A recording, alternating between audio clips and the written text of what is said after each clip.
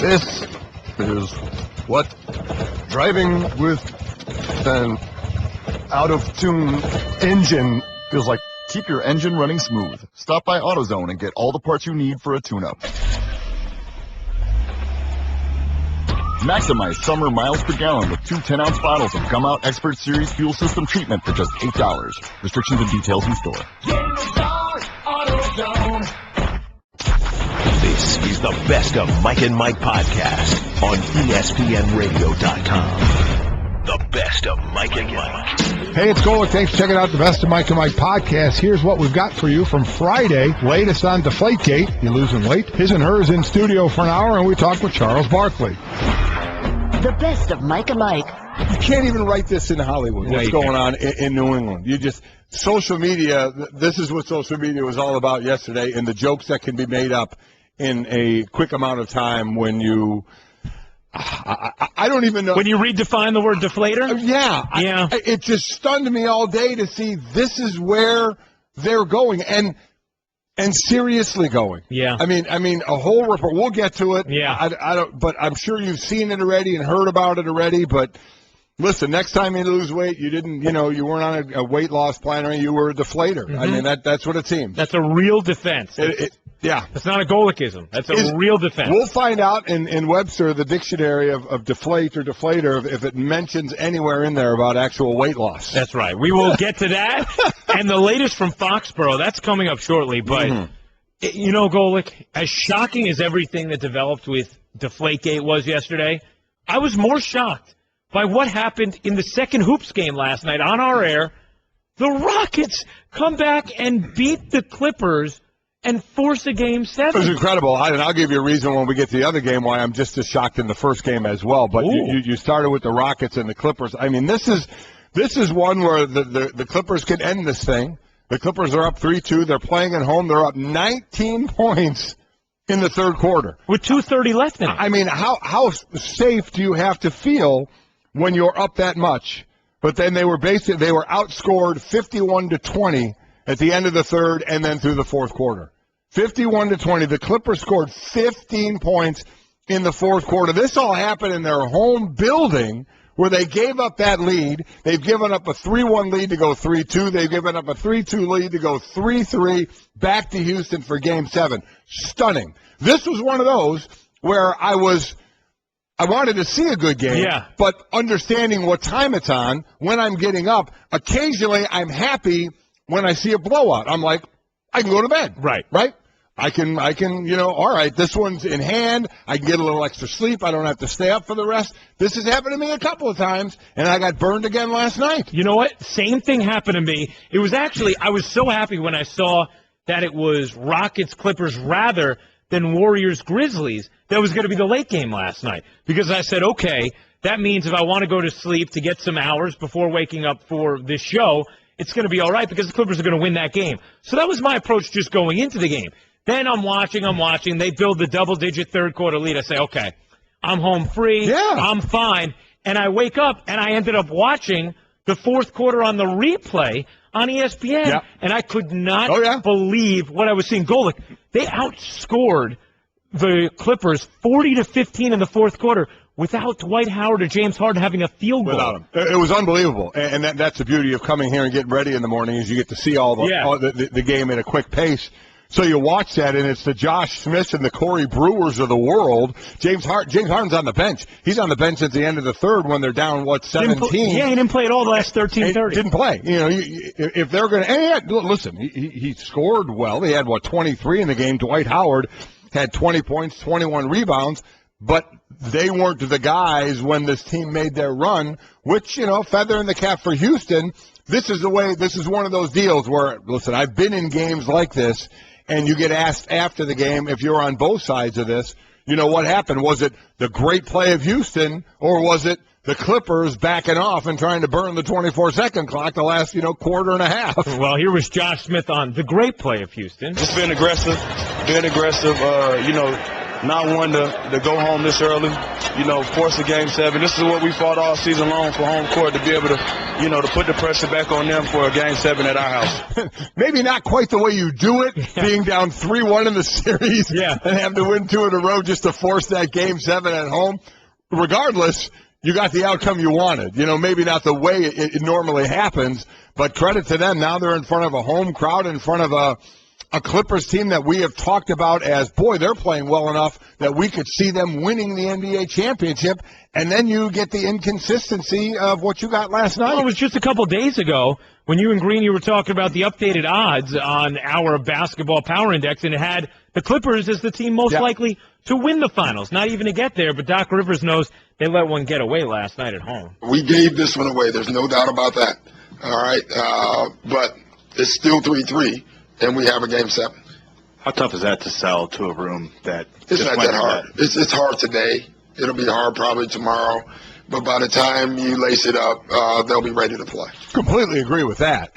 Listen, after the game, brutal today. There's still the little bit of a hangover of it, but that's athletes in series sports. Baseball, basketball, hockey, they learn how to shut that game off and go to the next game.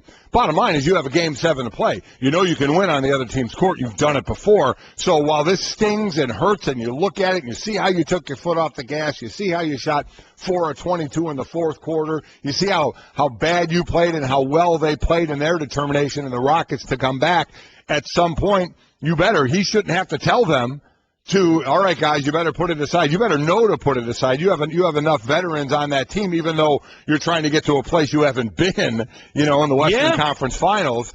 But you have players who have to know you got to put it aside. Each game is separate of itself, and this is a Game 7. This will be a new game in a few days. I remember this year I broadcasted one of their first games of the year, the Clippers. It was a Halloween game against the Lakers early on, our first Friday night on ESPN. And they talked a lot about keeping Game 5 last year against the Thunder firm in their memory, using it as motivation, not wanting a moment like that again. And if you remember that Game 5, they had a 13-point lead against the Thunder, had a lead late in that fourth quarter. Chris Paul had a couple bad turnovers. There was that controversial call. And they lost that swing Game 5 at home to the Thunder and then ended up losing Game 6 in Oklahoma City. And Golick, it wasn't exactly the same ending, but this felt a lot like that to me, where this is a Clippers team that had a huge second-half lead at home, a chance to not take control of the series, but win the series. And when you lose those opportunities, you just don't know if you're going to get them back. Now you got to go win a road Game 7. And while I say you should be able to put it aside for a Game 7, you're still a human being. So it's up to each player how long does that linger in your mind. And then if things aren't going well in Game 7, does your mind wander back to Game 6 and say, well, this is not going well in Game 7? Right. Oh, boy, I think back now to Game 6 and what you would hope you wouldn't as a professional, but you're a professional human being as well, to where things can enter your mind and say, man, it's not going good in Game 7 now, boy, and because we're here because of what we just did in Game 6. But kudos to them. Kudos to Corey Brewer, 15 of his 19 points in the fourth quarter. Yeah. They needed a spark. That's a beautiful thing, and we'll talk about it in the other game as well, is who the stars are. Mm-hmm. But in every series, in every game, forgetting even series, even in games, in like football, when it's a one-game elimination, you know who the stars are, and you know who the expectations are put on. But who's that role player? Who's that guy that steps up?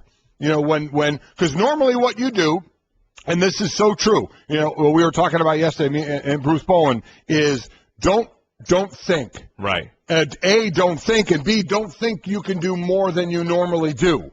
Okay? So it's basically stay in your lane. But if the opportunity comes up where you are doing more and you are having that game, that you stay with it. That's what Corey Brewer did. You have your role and do your thing. And if you think too much, you lose. So just play, and sometimes it leans toward a role player that has a bigger role. And then how do they respond? Something that happened in the Cleveland game as well. Yep. Get to that in a moment. Mike and Mike, presented by Progressive Insurance. Now you can test drive Snapshot to see how much you could save before switching to Progressive. Visit Progressive.com/snapshot. So the Rockets force a Game 7 after being down 3-1 in that series. thanks in large part to role players. We mentioned before, no James Harden for the final 13:33 of that game, but Corey Brewer, as Golick was just talking about, Josh Smith, they step up.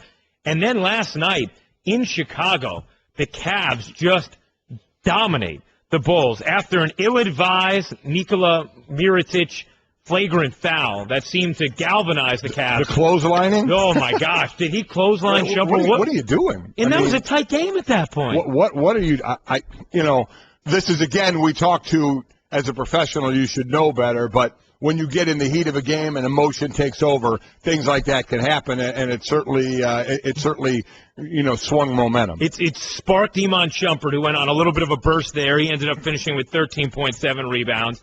And Matthew Dellavedova, with an injured Kyrie Irving, who was limited to 12 minutes in this game, Dellavedova comes off the bench, not only scores 19 points on 7 of 11 shooting, Golick, but he totally shut down Derrick Rose after Rose had gotten off to a hot start. And the Cavs, they end up winning this game easily. They win by 21 in Chicago to end that series. Well, here's the general thought to me, and if you're a Chicago Bulls player and a Chicago Bulls fan, okay, this has been a series, and I even tweeted it last night when Kyrie went down. What a series, and really an NBA playoffs of attrition, of players getting hurt. It starts with Kevin Love being out, not an injury. J.R. Smith missing the first 2 games on suspension. Paul Gasol injuring his hammy, missing the last 2 games. He comes back, scores 8 in the first quarter, but that's all he scored. But you could see the difference that he could make on the court, especially in the paint. So they got him back.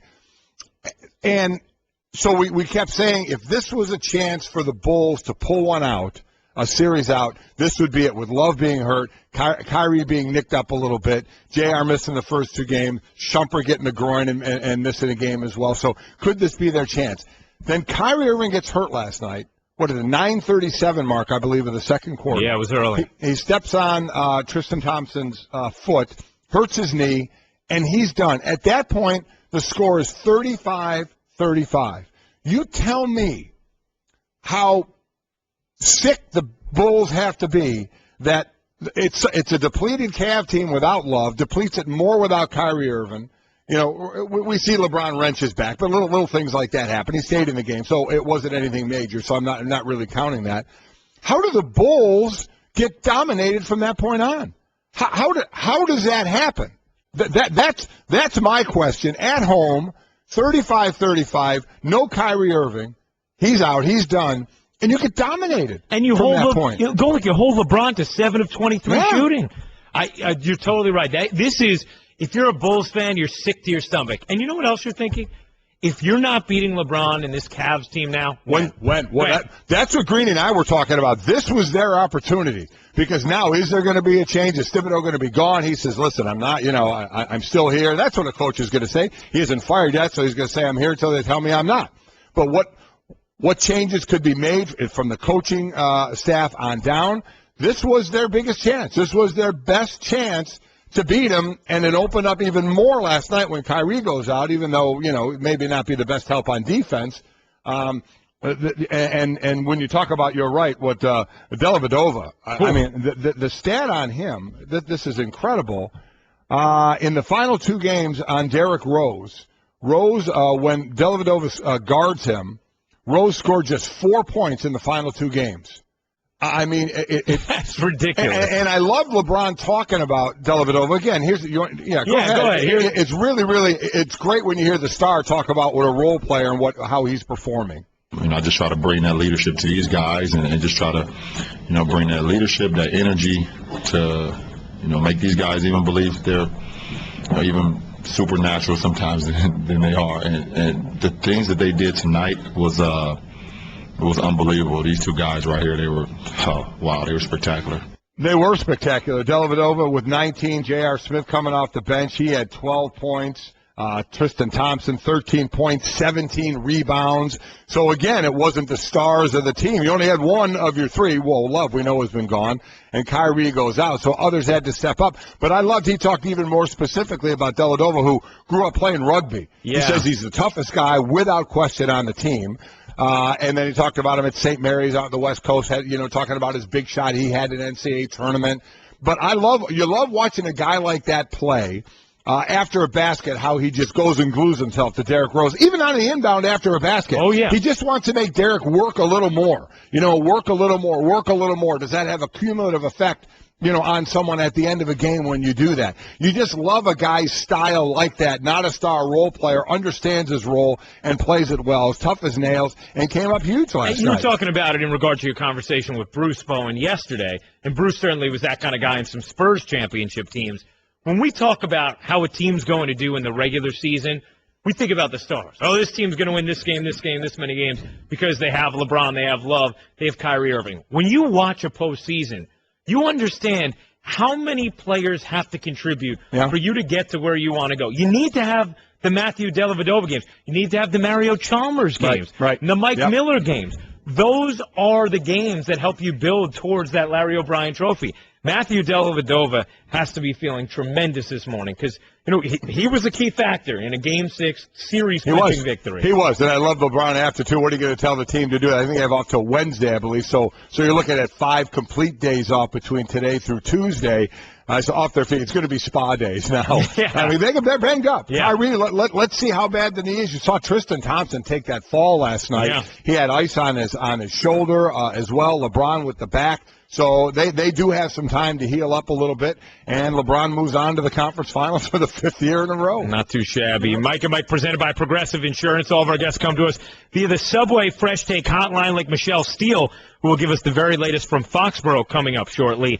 Deflator may not mean what you think it does. We'll get to that in just 60 seconds. All right, there's Liquid Gold Rush at your local supermarket.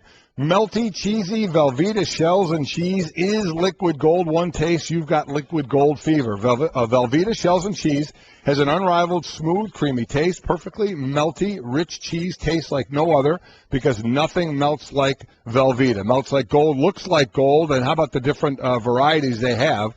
2% milk or whole grain, broccoli, queso blanco, and bacon. Yes, bacon. Easy to make. All you need is water and just 10 minutes. And since you've come over to the good side now, this is stuff you want to jump on. There's gold in them there shells, liquid gold, Velveeta shells and cheese. Visit Velveeta.com for great recipes like deep dish pizza, casserole, hearty sausage skillet, and more. Little Drake for you on a Friday morning here. Ryan Ruocco in for Greeny alongside Golick. Mike and Mike presented by Progressive Insurance. So, Golick, Deflator does not mean what you think it means. Even if you look it up in the dictionary, you probably didn't see what the definition was according to the Patriots. So let me do it because we're going to go to New England. We're going to talk to Michelle Steele in a few minutes, but. This took a turn yesterday, and there's a lot to get to with Roger Goodell saying he's going to hear the appeal and the problem New England's going to have with that. But let's just start with the fact that the Patriots they're going to fight this thing, tooth and nail, without question. Still no explanation why they say they've done absolutely nothing wrong, but why they suspended two of their part-time employees without pay for it. But now we hear yesterday that the guys, when they were texting, and one guy called himself the Deflator, was now the New England Patriots have said, they said it and they meant it, gang, that he was referring to losing weight. He was referring to weight loss, not deflating the footballs, which led to unbelievable fun on social media and things that you can't even really imagine you would go there. I mean, I'm sure everybody was like, really? I mean, we'll get into the fact that they timed someone walking into a bathroom with some footballs, actually going to the bathroom, how long it would take you to do that and wash your hands.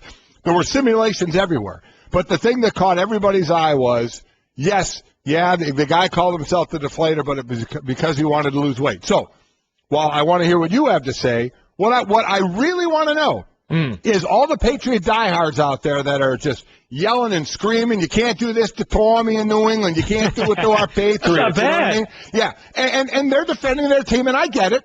Listen, I understand. I understand you. Ray Netchie, our producer, is as big a Patriot fan as you can possibly have. And through this whole thing, you have been defending your team. Have you? He's a hero. He's a hero. Tommy's a hero. So that's why I want to go to Ray first. You are as big a New England fan as there is. Yep. News comes out yesterday that the Patriots are saying he called himself the Deflator because he talks about losing weight. Seems totally reasonable. So now, in truth, in all honesty, because we're going to have a lot of fun with this today. We're going to joke around like everybody. But in all honesty, what did you think when you heard that? I think the strategy here is let's just crank up the absurdity to 100 and let's just have fun with this, because obviously the facts are out the window. It's ridiculous. You don't believe it, obviously. That's why No. I was with Cerruti. I laughed for 5 minutes straight out loud, like belly laugh. So as a New England fan, you don't believe that definition of deflator for them? No, but I didn't believe half the garbage in the Wells report either. I think this whole thing has gotten so out of control. Everyone's attitude now is like, oh, you want to see how far I'll go? I'll show you how. Watch this. So now that you don't believe the deflator means losing weight, you believe your team and Tommy are guilty. Tommy's not guilty. Okay. Yeah, that's right. I knew I was going too far with that one. You know what's amazing? Like, I read. By the way, it's an insufferable amount of reading to try and get through these reports. It really is. Yeah. It's almost like at some point, I give up. Yeah. All right, you got me. That's why we use other people to tell us. Oh my gosh! But so I'm reading through the thing yesterday, and it's taking me 17 hours, and there's some good information in this WellsReportContext.com website that the Patriots attorney lays out a point-by-point rebuttal of everything that went on. Yeah. There's some really good information. There is. But here's the problem. All of that gets thrown out the window when your credibility turns to mush for two main reasons. One, why did you suspend McNally and Yastrzemski if they did nothing wrong without pay, as you're claiming they did in this rebuttal? And we still haven't gotten an answer to that. Right. So why are you suspending them if they're apparently, just a couple of idiots joking around in text Well, that's messages? what we heard yesterday. Well, they obviously suspended them because of some of their texts and stealing equipment. Well, you know what? Say it. Right. Let us know. That's been a question out there for a few days that the Patriots in this huge report yesterday didn't answer. And really, the other thing that just puts a spear through the credibility of it, he's the deflator because that's how they refer to him losing weight. Really? Really? I honestly, Ryan, didn't know how to react to that yesterday, saying to myself, first, I'm looking to make sure this wasn't a spoof somewhere. Yeah. And this was the real way they were trying to defend it. I don't know, gang. Listen, if you're and there are those that already are saying the Patriots are guilty. We'd love to hear from everybody. But those that feel the Patriots have been railroaded, that they're innocent, what did you think of that? What did you think of them yesterday saying that the deflator, he used that term because he wanted to lose weight? Were you really buying it? So that's who I'm looking to hear from, is really those Patriot fans who are behind their team no matter what. And I don't blame you. I think that's fine. Yeah. But with that yesterday, did you even fall for that one? Yeah. I don't know. Make sure you tweet us at ESPN Golic, at Mike and Mike, at Ryan Ruocco on the 1-800-Flowers.com Twitter feed. And you know what, Golic? We should probably get people's best excuses, too, for things. Okay. I mean, what is what's the best excuse you've come up with for something? So that was right. That was one of the Patriots' excuses, in saying, no, it wasn't about the footballs. It was about losing weight. So that's where we're going to go. So best excuse? And best excuse. So best tweet excuse. us. And by the way, you know who's on the hook now? Roger Goodell. Yeah. He is on the hook. On the hook, brought to you by TakeMeFishing.org. Visit TakeMeFishing.org to plan your next outdoor adventure. Because Golic, as surprising as the Rockets win was last night, I think it was equally surprising to find out that Roger Goodell will oversee the appeal. The best of Mike and Mike. Mike and Mike. Guys, when you buy your clothes at DXL, you look good. But you feel like a rock star. So if you want to look and feel like you'll find all the brands you love, waist size 38 and up, all in one awesome store. DXL, you're looking good. Right now, select dress shirts are just $49.50 each when you buy 2 or more. The best of Mike and Mike. Isn't what the report needs to prove is that the rules were broken because the footballs were tampered with? That's a great question, Greeny. And look, Jemele and I... You call me Greeny? Oh, my God. Walk over here and slap me in the face. I'll make that up to you sometime. I hope so. You're better off saying you need some deflating. It's true. Michael Smith throwing zingers at Golik's way unintentionally. That was an honest mistake. Yeah, and people You put a needle in the football, too much air comes out. It's an honest mistake. I think we don't like Golik. I misremembered your age. Yes, you did. You called me like 62. I did it by accident, even though I knew how old you were, and now you're calling him Greeny. That's right. Both of you have now slammed me. Which was worse? Calling me Greeny without question. I mean, again, you might as well just hit me in the head with a sledgehammer. Ryan Ruocco in for Greeny alongside Golik. Michael Smith and Jemele Hill hanging out in studio. Plenty more information around Deflategate today, including that Roger Goodell will preside over the Tom Brady suspension appeal, all part of our Sports Center. Sports Center is brought to you by Johnsonville. This summer, Johnsonville reminds everyone to get their sausage family together to enjoy some plump, juicy brats around the grill, because at Johnsonville, we don't make sausage, we make family and sausage. Again, Ryan Ruocco in for Greeny. We definitely want to get to was it the right move for Roger Goodell to say he's going to hear the appeal? I want to talk about as well why in the line-by-line rebuttal by the Patriots, why they didn't bring up why they suspended the two employees. So we'll get to that, but because we always have so much to talk about with you guys, we ended up with limited time in certain areas, and so here we are a bit. But Jemele, I want to ask you, since you've been on the Patriots side a bit, but then the deflator came out and kind of made us all kind of veer toward that. Well, let me give you the broader context of the Patriots' rebuttal to the Ted Wells report. In your mind, what was the best thing they said that you think can help the Patriots the most in their appeal? Well, I certainly think the science part of it, I think, can help them. And the fact that they put the Colts, what happened with their footballs, and sort of melded that with the science to say basically it essentially happened to both teams in some respects, even though the Colts, they still were within a permissible range. Look, I think that of the rest of the evidence that they also presented, I think attacking the procedure was a very smart move. The text messages, I understood, even though the deflator stuff aside, I do think, and I've said this from the beginning once we all had read those messages, that when you are joking with somebody, a lot of things can be taken out of context over text. And the example I sort of thought of to kind of figure out how this situation could have occurred, and even factoring in those text messages, is that you essentially had two people who work for Tom Brady, in quotes, and I know they're Patriots employees, but Tom Brady is essentially who they have to make happy. And I don't think it's out of the stretch or out of the realm of common sense to think that, yes, Tom Brady told them, I like my footballs a certain way. And while he may not have directly given them some kind of order, indirectly they just knew we have to get this right however we need to do it.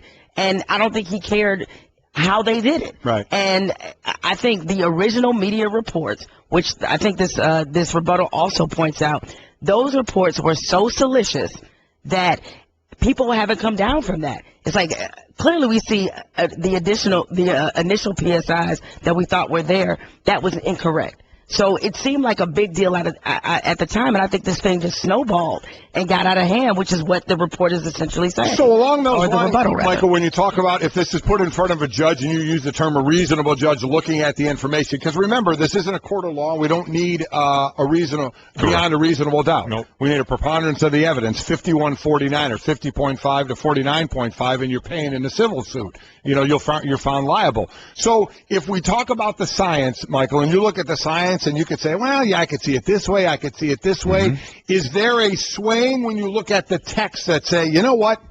While, okay, they say they're joking around, this looks pretty damning, and so while we're meandering between 51 and 49 to find somebody liable, could the text swing it the way of the Ted Wells report? I'm going to go a few good men on you, but not the way that everybody else has with Belichick, or even we did. I said this yesterday. I don't think the NFL wants to see this on the inside of a courtroom, much like Daniel Caffey. Right. It doesn't matter what I believe. It matters what I can prove. Right. Okay, I know the law. Likewise, deep down in places we don't talk about at parties, and Jemele, you just hit on it. You just hit on it about those initial reports. When you read all the information, whether you're a Patriot fan, Patriot hater, or somewhere in between, when you read everything that they've put out, you believe what you want to believe. We may not realize it, we may not understand it, we may not even be conscious of it, but you believe what you choose to believe, and a judge can do that. I thought not only did they insult our intelligence, by saying that the deflator was a reference to weight loss, but they went out of their way to go on the offensive and insult the intelligence of Ted Wells. They said to Ted Wells, not only do you not know about football protocol and procedure and the purpose, you also don't know what you don't know, so much so that you didn't report this as well as you could have by talking to other quarterbacks or other equipment guys with the Patriots. Compelling case they laid out. Mike and Mike. Can I ask you this real quick? We're going to get back into the Deflategate and the games, but did I hear in that open the play-by-play man in the Houston game said we're tied at $1.02? $1.02. You know, you do play-by-play for the Nets. I do. Have you ever, when you got the score in 100, said, and it's $1.08 to $1.03?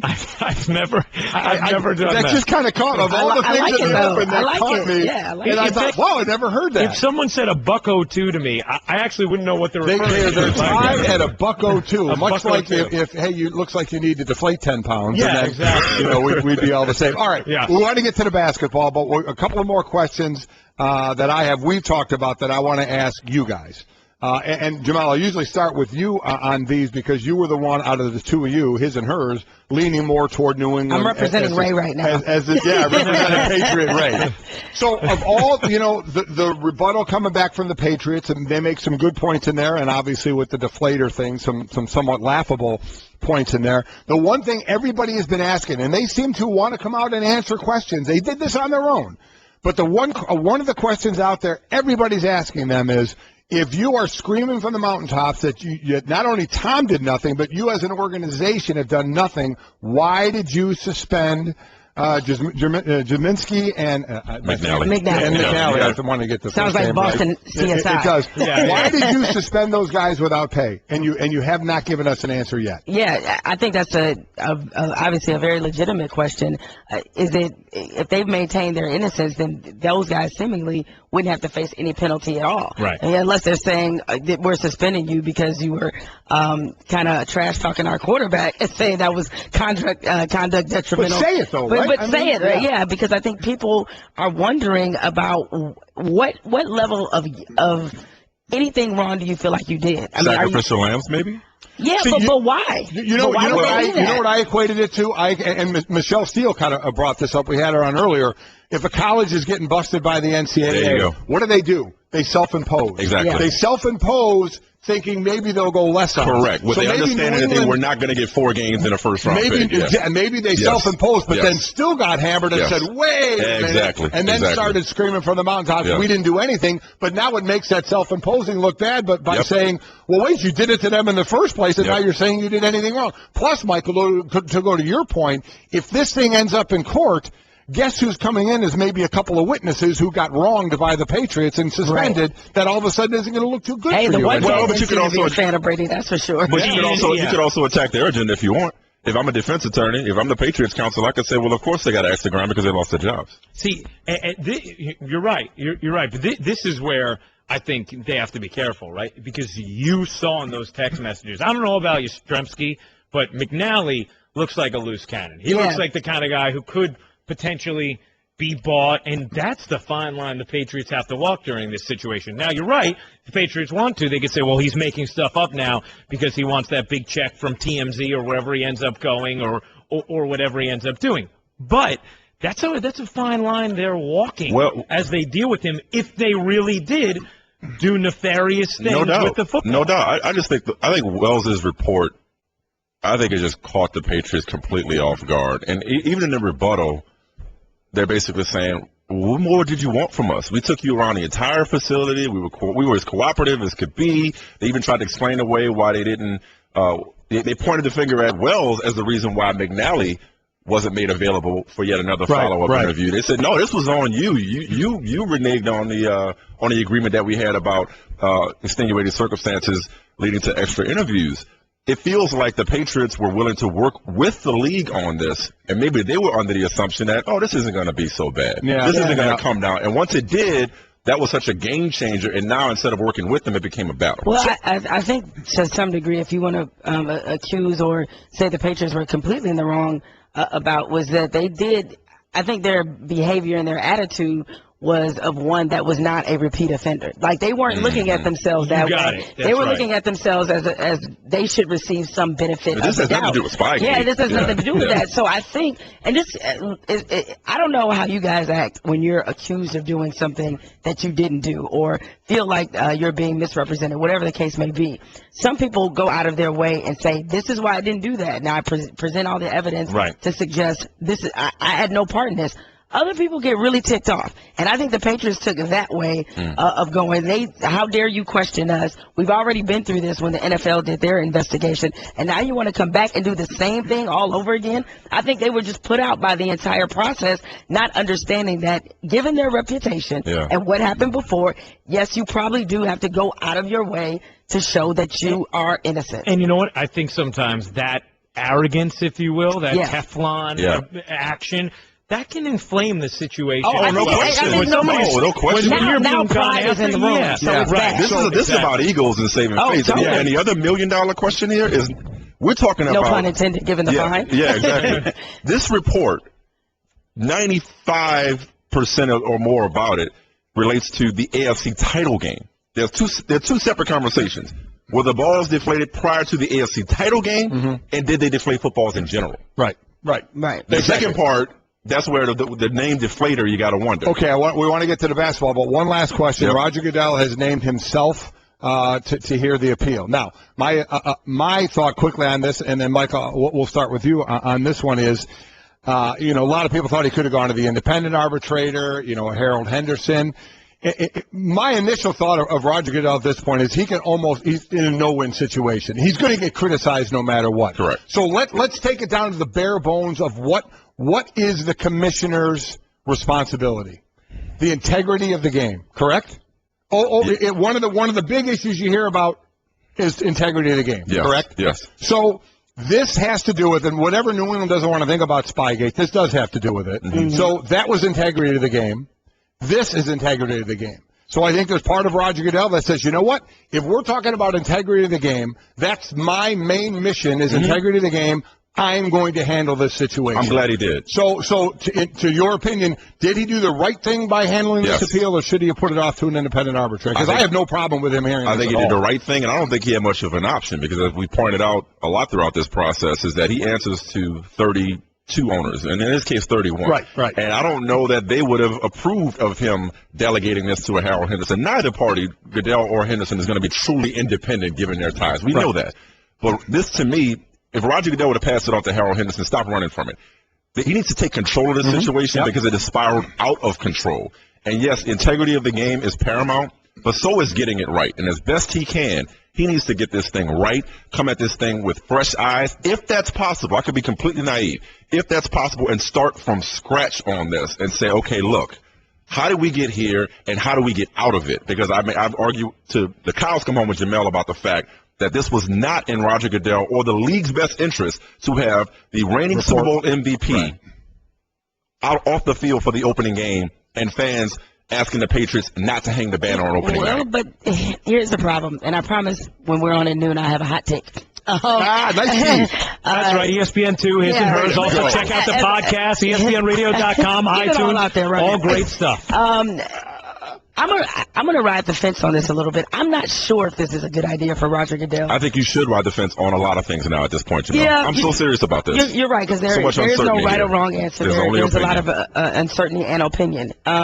The problem is that if you're Roger Goodell, you have to figure, what is the Patriots' end game? Like, what is it?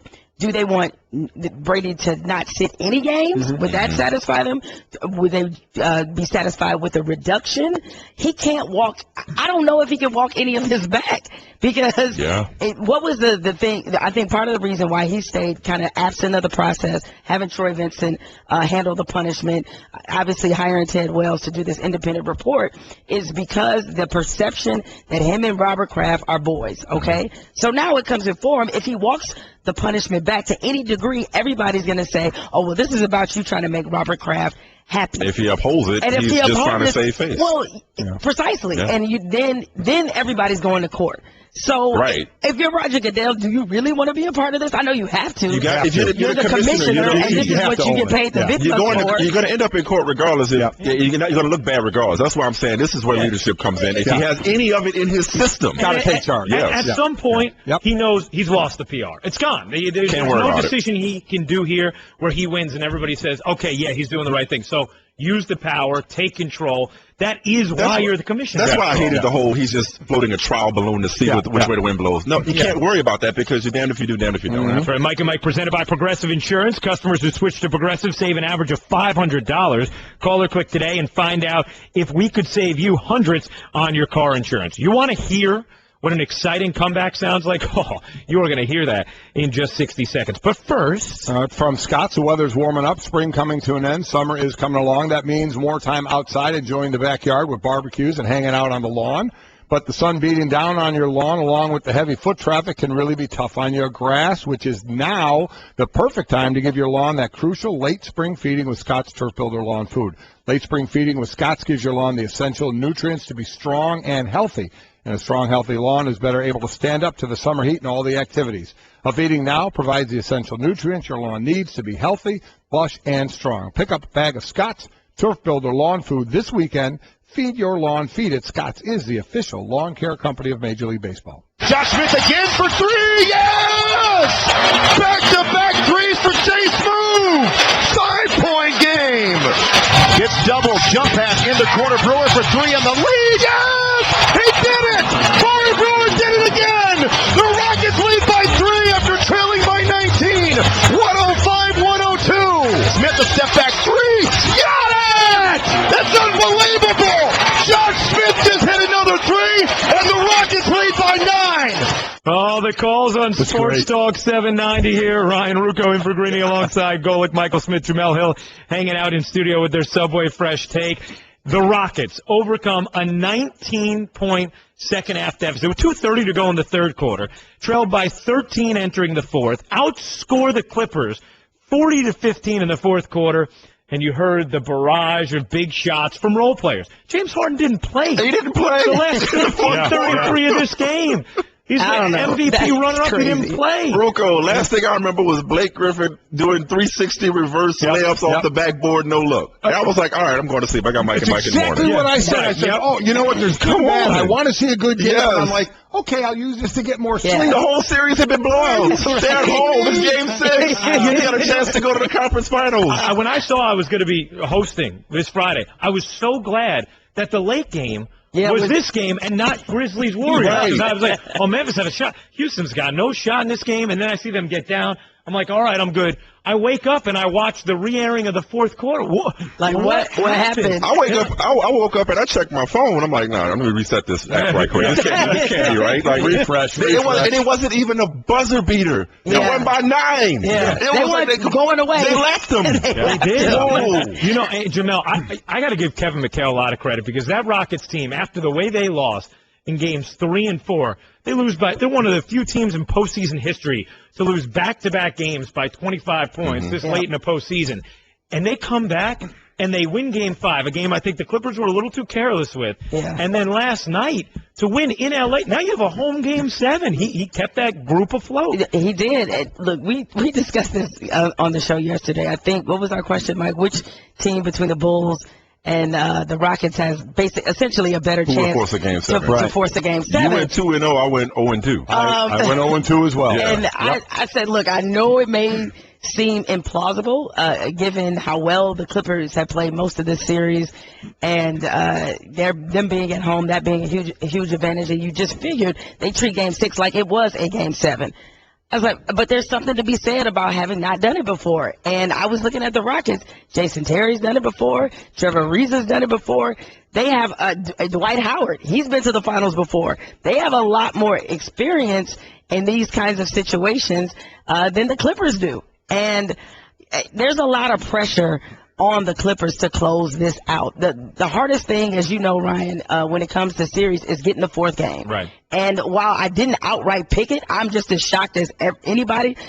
But at the same time, there were a lot of reasons you can point to why the Clippers fell apart. Going forward, Doc Rivers 0-3 all-time in road Game 7s in his career, so that doesn't bode well for them traveling. And history in general, Game 7 on the road, you know what it says. Exactly. So since we won't have you guys on again until after this Game 7 is played. Don't do this to us. Before we get to the other. I'm done with predictions. I know. Listen, I went 0-2 as well. You don't have to give a prediction, but just how do you expect to get in this one? Because this one, I know you can say, well, it's a combination of taking your foot off the pedal and how well Houston played. So now you go to Game 7 at home. You're dealing with human beings here. So if the game's not going well for the Clippers, how quickly does it come in their minds? Man, we blew it in Game 6. So not an outright prediction if you don't want, but just how think this game would go. What do I have to lose, right? Well, I'm with you. Minimal credibility. Luckily, we don't get paid by the prediction. You know what they don't put up on TV? The stats of our predictions. Yeah. I picked Houston to win this series, so I'm back in it again. Look, I'll probably regret this come Monday. I'm going to take the Clippers for 2 reasons. One, given the way this series is going, why not? You have back-to-back 25-point blowouts by the Clippers, and they lose by 20 on the road, and then you got a 19-point comeback last night. I'm going to take the Clippers because of that experience of Game 7 against San Antonio, and I'm going to put my trust in Chris Paul. Okay, so whenever I'm with certain predictions in certain situations, I think of the outcome that would most annoy me. And that's what's going to happen. It would be Houston. You know why? Because I'm a Pistons fan. And this is Josh Smith's revenge on all Detroiters. Okay. Because he was the worst in Detroit, the absolute worst. And this dude, with every 3 that he made yesterday, a piece of my soul was tired. Every time I was like, I can't believe this. It's like a whole new player has been reinvented right there in Houston. Although, as I always say, it's much easier for even the most cancerous player to buy into a winning situation than a losing one. So with all that being said, I'm picking the Rockets. I'm picking the Rockets because I don't know why I just picked against them. I'm picking the Rockets because my soul will be tortured when Josh Smith messes around and he's in the NBA Finals, and I'm just going to sit there mad looking at the screen. And he's tweeting you about it. I'm saying with the Rockets because, as we all know, it's not about them; it's about us. So I just want to be right. You know, I'm going to take the Clippers just because I think you got it. You know what? Your reason is my reason. That Game 7 against the Spurs. I was so surprised at how they handled that moment because that was a tense game throughout. That made me think, okay, they have the stomach for it. I think they'll find a way because I do think they're the better team. And they can win on the road. So, all right, so let's go to the Cavs closing out the Bulls. And we'll have plenty of time to talk about the Cavs as they're going forward. Luckily, they can have some spa days and everybody can rest and recover. But here's my thought, Jemele. I'll start with you. One thing we talked about with Thibodeau and the Bulls is tough team. Last 2 years, you knew they were going to go far in the playoffs, but, God, they were going to play everybody tough because no Derrick Rose, but they were going to play hard. Now this seemed to be their best chance to beat Cleveland. And the game they go out on is a 35-35 tie. Love, we know, has already been gone. Kyrie Irving goes out of the game at that point, and the Cavs blow them out. Yep. The Cavs blow out the Bulls, who get Paul Gasol back. The Cavs are so underhanded now, undermanned now, I should say, with Irving being out, and they blow them out. I can't believe the Bulls went out that way. Me neither. And, look, sometimes this happens. I'm not saying this is all Tom Thibodeau's fault. I just think this group is maxed out. And the reason I actually picked the Bulls, both Mike and I picked the Bulls to win this series. Stop reminding people. I did it mostly because I had the mentality of, if not now, when? Look, if not now, if you guys can't put LeBron out the playoffs under these circumstances, then you're never going to do it. As you mentioned, how banged up Cleveland was, and even last night, and LeBron wasn't even having a good game. No, he was 7 of 23. He was human last. I mean, he was certainly controlling things in terms of, from an assist standpoint, from just running the team and getting everybody involved. You got beat by Dellavedova. That's who you got beat by. Scott Howard. Scott Howard. That was Scott Howard. That was Scott Howard cooking you. That's wrong. Win in the end. I mean, no disrespect. No Come disrespect. on, man. I'm just like, look, clearly, I think psychologically, LeBron is just in their heads. And I know how we see this process a lot in the NBA where it's that one team that you have to get over the hump. And it reminds me kind of what the Suns went through with the Spurs. Just can't do it. Just can't do it. So this ain't about LeBron. No, it's not about LeBron. It's not about LeBron. It's about the Bulls. It's about the Bulls. It's about what they lack inside. And maybe Thibodeau A lot of people used to say this about Tom Coughlin. Unfortunately, kept winning Super Bowls. Maybe they just need somebody new to deliver the message. Like they've reached as far as they're going to go with Tom Thibodeau, and maybe it's just best that they both move on. Is there something to be said for being the underdog, being undermanned? I'm not talking about the Cavs. I'm talking about the Bulls in previous years. When Rose was in street clothes, when Noah was hurt, and it was Nate Robinson, and it was us You loved them. Well, no, I'm talking about for them and their mentality. It was almost like, I know the mistake I made because I did a lot of, reflection last night. I was like, how did I get this series so wrong? And I said, no, somebody tweeted me last night, Jemele, and said, you and Jemele Hill should be ashamed. And I said, no, the Bulls should be ashamed. Yeah. This isn't about us predicting that the Bulls will win. Plenty of people picked the Bulls. They thought this was for your own reasons. But you know what we this did? was their time. We looked at the Bulls through the lens of what they once were. Yeah. They were never that team this year. They were never that scrappy, hard-nosed, defensive-minded. They struggled defensively. They were never that team this year. But we looked at them in terms of their potential. It's not that we underestimated the Cavs. It's that we overestimated Chicago. And you know what? They also, a lot of uncharacteristic things just with stupidity. Taj Gibson's ejection, Mirotich's clothesline last night. Yeah, what was Even that? Gibson getting 3,003 minutes when you know you're more needed because Pau Gasol can't jump. It really you're right. It was a different adaptation of this group, but we were buying into it. And I think there's going to be a change. So Thibodeau ends up where? New Orleans. I'm going to say Orlando. And if the Bulls really do want draft picks, Orlando, they're salivating over Tom Thibodeau, and I think they might actually be the franchise willing to give the Bulls something enticing. You'd be crazy to give up something for Tom Thibodeau. They're going to want him. They want him badly. They might want him, but so the Bulls going to bring him back if you don't give him a first-round pick? What do you take, bidding against each other? What do you take? If you get two teams bidding, because we know for Doc, Boston got a 1, and we know Brooklyn got 2 2s for Jason Kidd. So, listen, I lowball them if that's the way it's going to be, but if you get 2 teams bidding. But you're bidding for somebody that I don't know how much the reports are accurate, but it certainly seems like where there's smoke, there's fire. You're bidding for somebody the team doesn't want. I know he's under contract, but I'll just wait it out and make him fire him. I don't know. I mean, but maybe to your point, if they got multiple suitors, if lose you've out. identified the guy, you get the guy. Yeah. That's just the way it works. Yeah. I'm not sure you're giving up a first-round pick, but you part with a second or two. Hey, tune in tonight as MVP Steph Curry and the Warriors visit Marc Gasol and the Grizzlies in Game 6 of the NBA's Western Conference semifinals presented by Autotrader.com. Coverage begins at 8:30 p.m. Eastern on most ESPN radio stations. Make sure today you are watching at noon on ESPN2. That's right. And checking out the podcast on ESPNradio.com and iTunes. His and hers. I said I'm going to have plenty of hot takes. Hot takes. Smoking hot takes. Yeah, they'll be on. And when you guys, I think I saw you all have Barkley on later. We do. Ask him what happened to retirement. Right. Yeah, you saw that new deal, huh? I think he signed for 10 years. But he's not. No way he'll go that. He's already said he'll only go to 2000. He said this is his last deal, too. Here's the thing. 2 words. Are these actual words? Cha-ching. Yeah. They are words. Yeah. And, Jemele, I hope you're coming with Golic and I to Pitch Perfect 2 tonight because we're going as friends. Let me tell you what. Yeah. He loves it too. Wait, you're going as friends? Yeah, we're going as friends. He thinks we're better friends than we are. Yeah. He thinks we have a friendship relationship, and I don't like him. Yeah. No, we do. We he doesn't admit it, but like I send him 1 text, he sends me back 5. I have to tell him, the that's 5 a lot are of blue, leave me bro. alone. You may want to chill I'm on going to smack you around if you don't stop texting me. The Stop content's texting my not kids. important. It's it's all love. It's what it is. Tell him, come on, man, help out the deflator. I think if we all went together, it would be awesome. Popcorn on me. The best of Mike and Mike. Mike and Mike.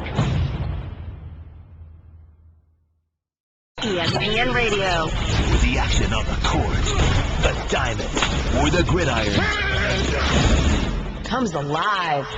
The NBA. The San Antonio Spurs are the world champions. Major League Baseball. San Francisco Giants are the champions of the baseball world. The new college football playoff. College football playoff national champion, the Ohio State Buckeyes. Your home for the best in sports play-by-play. ESPN Radio. The best of Mike and Mike. Ryan Ruocco in for Greeny alongside Golic here on Mike and Mike. Hey, if you want to go to the ESPYs, today's your final chance to win the Mike and Mike experience at the ESPY Sweepstakes presented by AutoZone. All the details are at ESPNradio.com/Mike's ESPY contest. Just be listening and watching. Right now we welcome in NFL insider Ed Werder joining us with a Subway Fresh Take. I just have to do it because of what happened yesterday. You look great. Have you deflated 5 pounds? No, but you have more than 5 pounds. pounds. I just had to. Yeah. I mean, how can you not? How can anybody I don't know if you saw this tweet yesterday, but in a humorous moment, of which there have not been many recently, I said, I posed a question: how do you lose a Super Bowl winning quarterback, a first-round draft pick, and $1 million?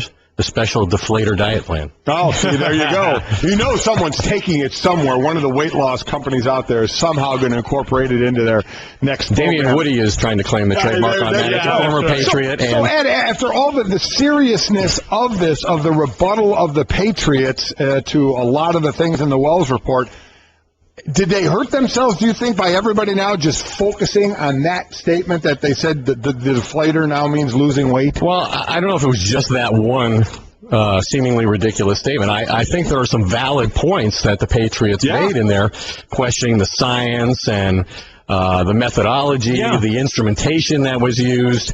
There were a lot of valid, fair questions, but I think all of that was obscured by the insults to everyone's intelligence and common sense, beginning with the fact that the Patriots lawyer claimed there's no substantiation for Tom Brady ever wanting a deflated football, when in fact in a 2011 interview with WEEI about Gronk spiking the ball, he said when Gronk spikes the ball, he deflates the ball, and I love that because I love throwing a deflated football.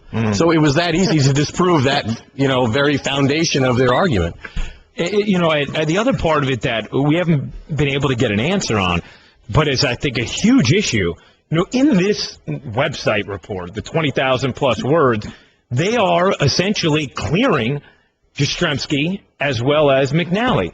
Well, if you're clearing him and they didn't do anything wrong, and they took the footballs out, he's just going to the bathroom, it's a common practice for autographs, sneakers, all that. Okay, fine.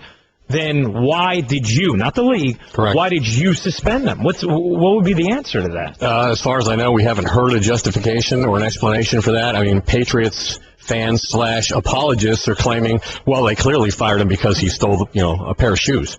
I don't know that that's the case. The expectation, as you said, would be if these employees did nothing wrong, as you are claiming, and it's vital to their defense that be the case, then why did you indefinitely suspend them without pay? Right. And one of them, Jastrzemski, is a full-time employee. Right.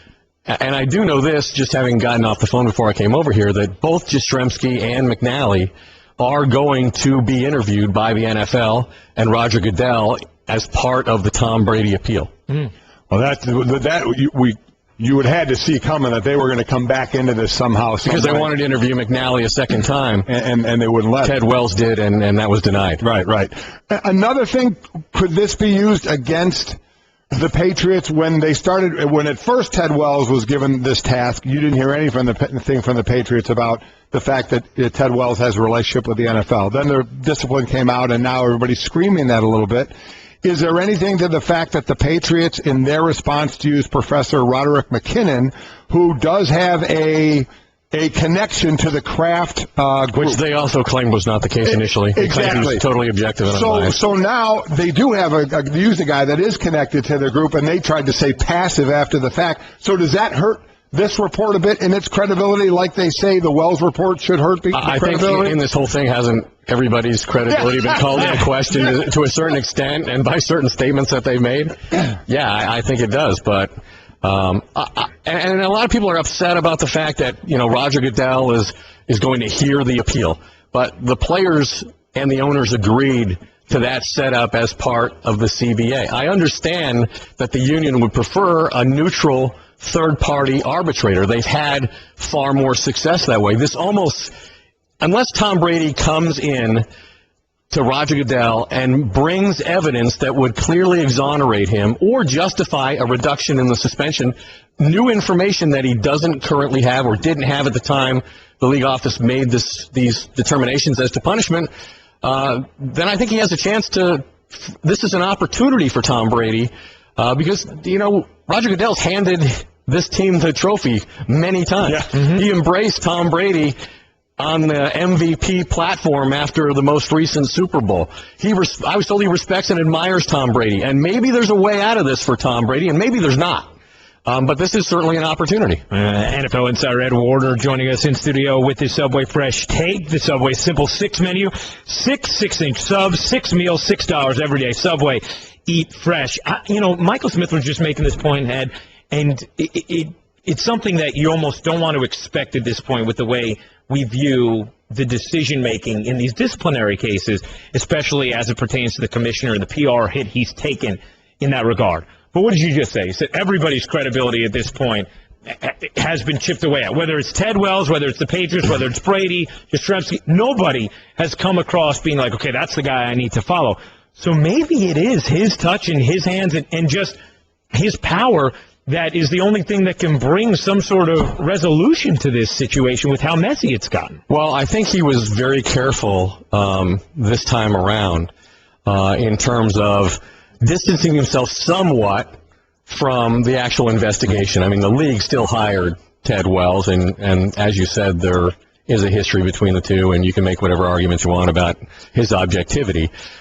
He also, theoretically at least, didn't impose the penalties. That was deferred to Troy Vincent. Ultimately, Goodell, as you would expect with an iconic figure in a franchise like this and the historic nature of the penalties, certainly had to authorize it.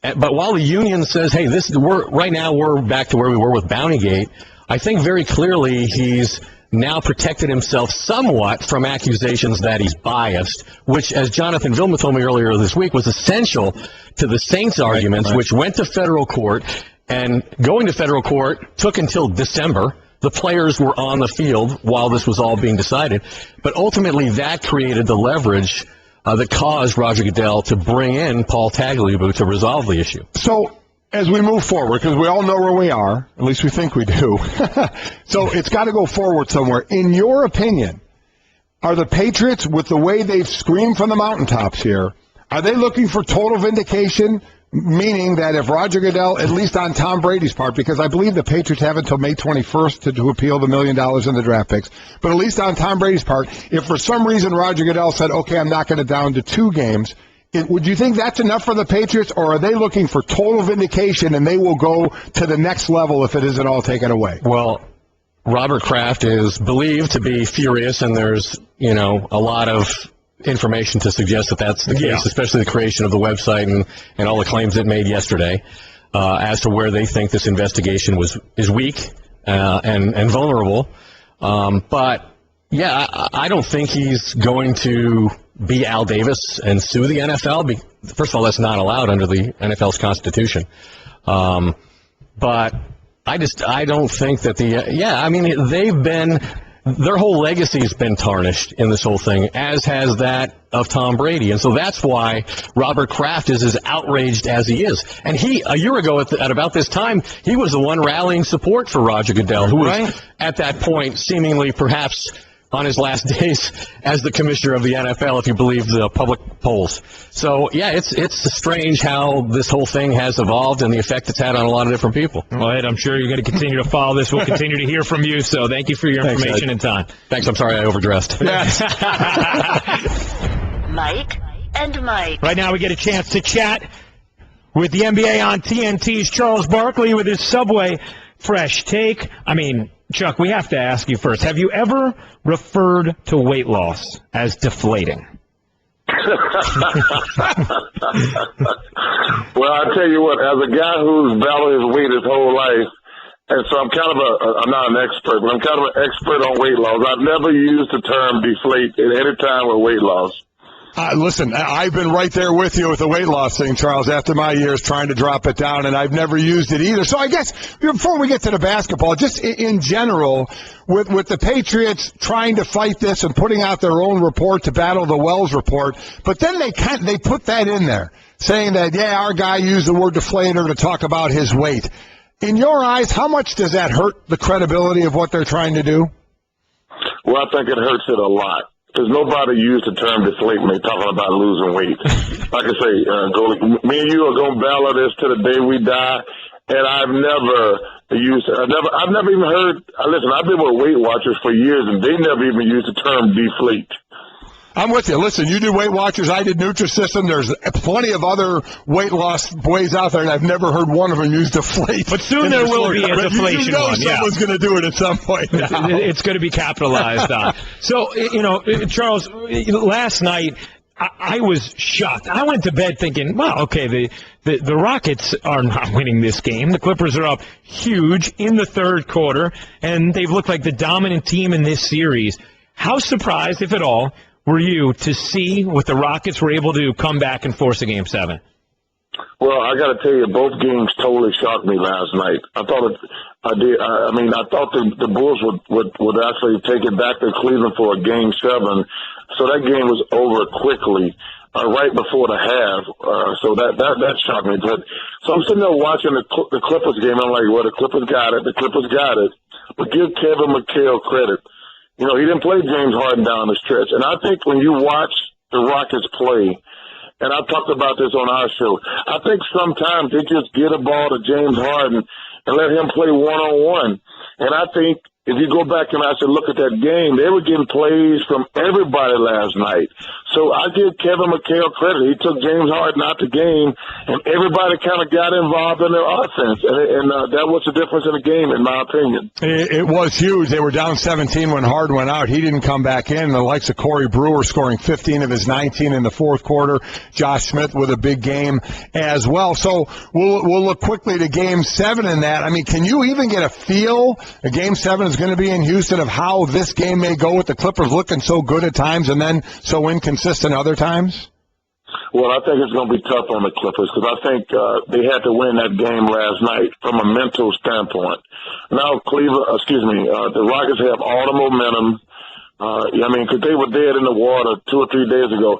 But, Mike, one of my big pet peeves is, and I've screwed up for this a couple of times when I played NBA, I think sometimes when you go up 3-1, I think your best chance, like you can't give away Game 5. And I think that's what they did. They just got totally blown out. Psychologically, they're like, well, we can win it at home in Game 6. So, and there's a couple times I go back to my career and I regret, like, okay, we don't have to win Game 5. And you don't really have to win Game 5, but you can't just give it away and get blown out. And I think just when they went down to Houston for Game 5 and just kind of like, you could tell they're like, well, we don't have to win Game 5. We got Game 6 at home. And that's probably something I probably regret. Like, just like, okay, we didn't mail it in, but mentally, like, we can win it in Game 6 at home. And I think that's what happened to the Clippers. Talking with Charles Barkley on the Subway Fresh Take Hotline. Charles, if the Clippers don't win Game 7, how much of a hit should it be on Chris Paul's reputation as we look at him in the annals of great point guards? So I don't think it's on Chris Paul whatsoever, to be honest with you. And I think Chris gets an unfair rap because it's not his fault that, it's a very, they struggle in the half court. That's not Chris's fault because Chris doesn't have an advantage. Blake is the guy who I think has to take his game to the next level. He's played very well during the playoffs, very well. But he didn't score in the fourth quarter last night. And DeAndre puts him in an awkward situation because you really can't go to him. I don't think it has anything to do with Chris Paul. I think those big guys, to me, because the way I look at it, when you're a star, your job is to dominate the other guys at your position. But Chris is a great player, but there's other guys just as good as him.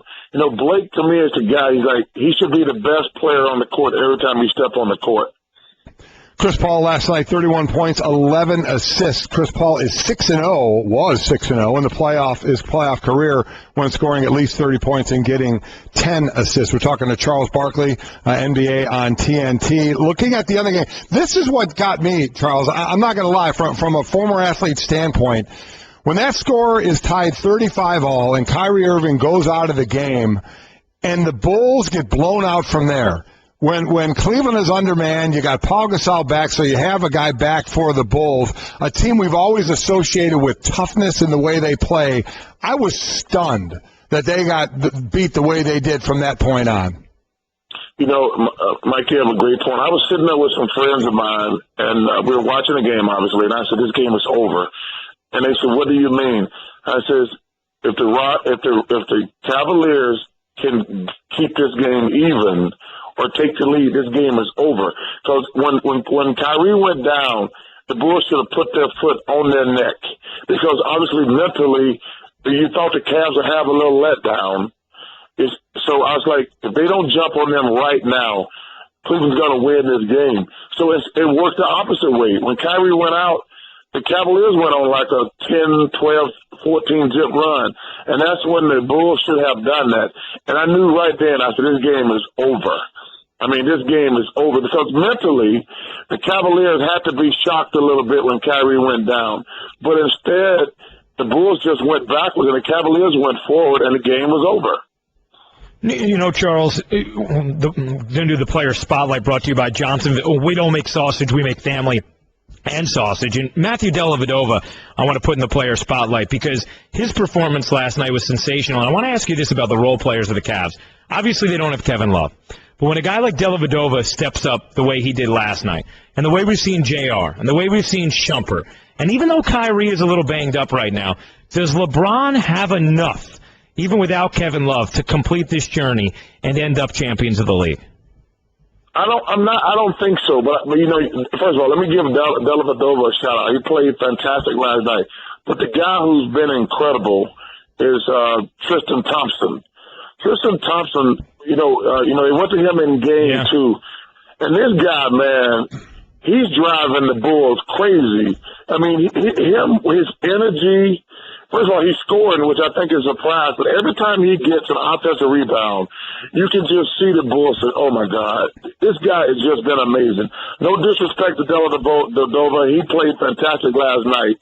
But if you go back and just look at the entire series in a capsule, the biggest guy helping LeBron has been Tristan Thompson. He's been a man. That guy's made a lot of money.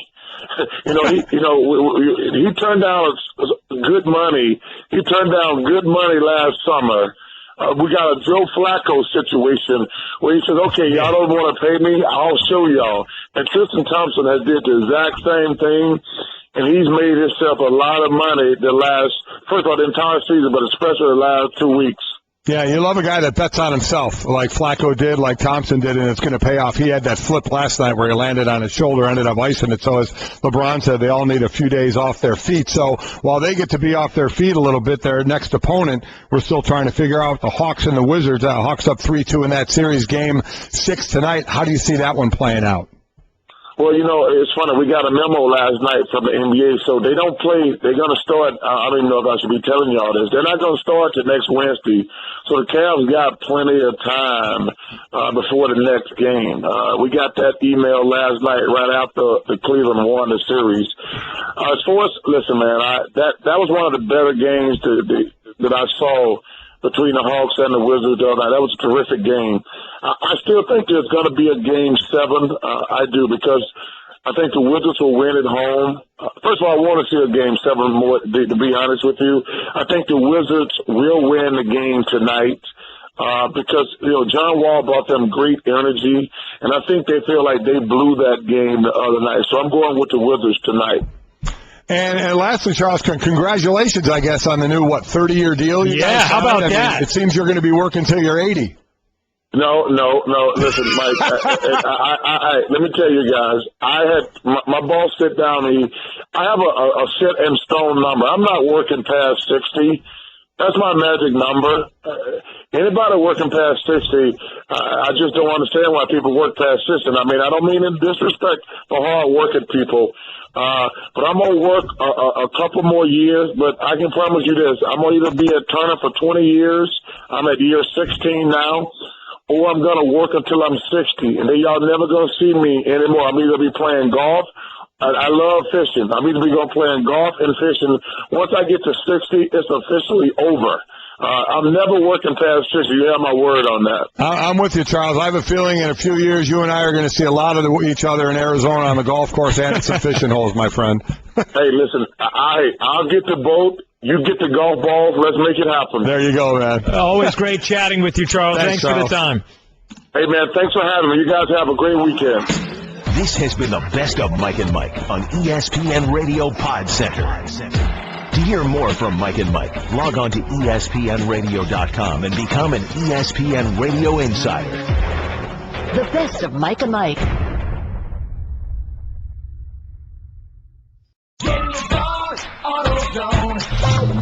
Hey, baby. Let's ride. Oh, yeah. Don't let noisy brakes kill your mojo. Stop by AutoZone and get a new set of brake pads and brake rotors. Introducing new Duralast Max Premium brake pads, engineered to outperform the original pads that came on your car.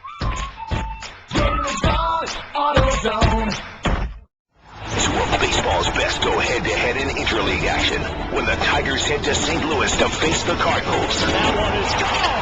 The pregame at 7 Eastern, first pitch at 8, Sunday on ESPN and ESPN Radio.